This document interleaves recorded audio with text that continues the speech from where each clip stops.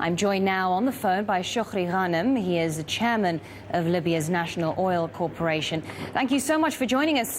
First of all, you have said that Libya's sovereign wealth fund should invest in BP right now. Why? Well, I think what's taking place in BP, and now this, in a way, restructuring is going to reshape. And I think the prices of the shares are low and it is underpriced. I think it gives a good opportunity for anyone to invest. It is not only Libya, but I think that it makes a very good buy to anyone who is looking for a future investment, despite the lot of publicities that we hear.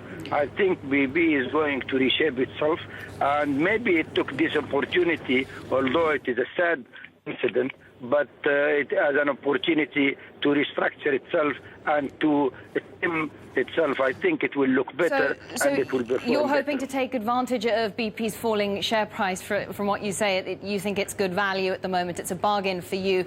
Just how extensive an investment might you be looking to make?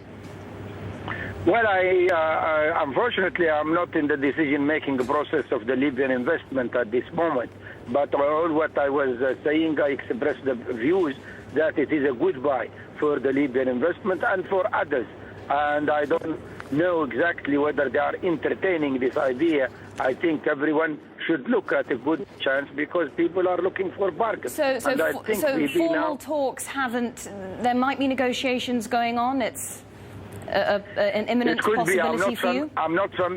Personally, I'm not familiar with. What I'm familiar with, I mean, as an advice, I was giving it in general, but I don't know exactly if there is any negotiation at this point of time to take a stake in the BP. But I think it will be a good move if it is done.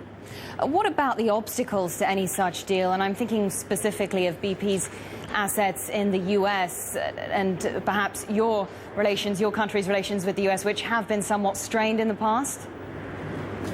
No, well, with the, this is an economic venture. If they buy it, it's an economic business, and then I don't think that there's any restraint or constraint on that.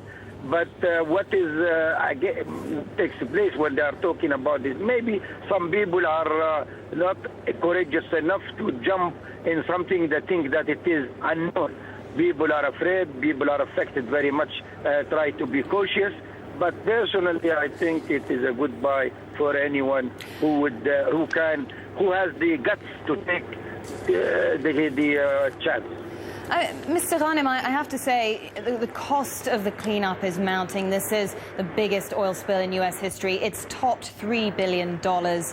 I mean, a lot of people are saying that the company's very future now is in doubt. Their independence is at risk. I mean, why would you? I mean, their financial situation is far from certain at this point. So, I mean, are you not concerned about that?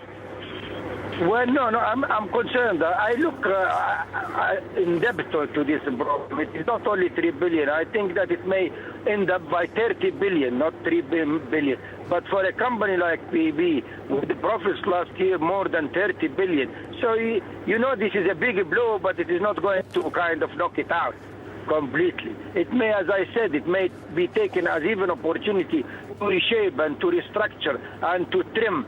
But I don't think that BP is a passé. Now, if I can ask you about the price of oil at the moment, Mr. Ghanem, because it's been falling for a 6th day now. It's trading just around $72 a barrel right now. What is your outlook for the price of oil at this point in time? Well, the price of oil is puzzling everyone because now, no one can see through because of the volatility coming out from speculation. Now, in the last 2-3 months, we saw a new trend that prices go down by $10 in 1 week or go up by $10 in 1 week.